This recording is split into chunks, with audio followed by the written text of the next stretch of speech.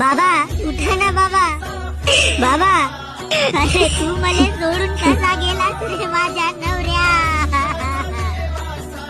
अरे तुझ्याकडे काय कमी होती शेतकरी राजा.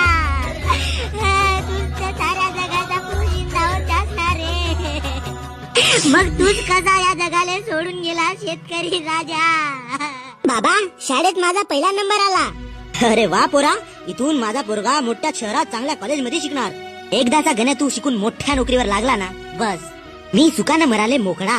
बाबा बाबा कोणाकडे पाहून जगू रे मी.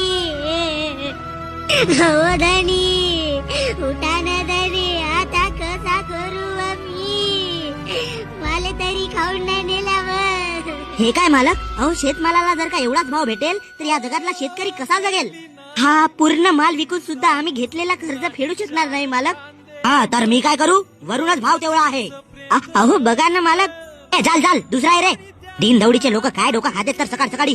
चला घ्या रे दुसरा आहे. चल चल निघ मालक. हॅलो हवालदार, महाराष्ट्राच्या यादीत पुन्हा एका शेतकऱ्याची नोंद कर.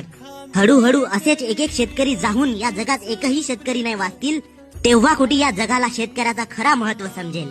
विठ्ठला खोल रे तुझा स्वर्गाचा दरवाजा, त्रासून या मानवी जीवनाले येत आहे तुझ्याकडे माझा.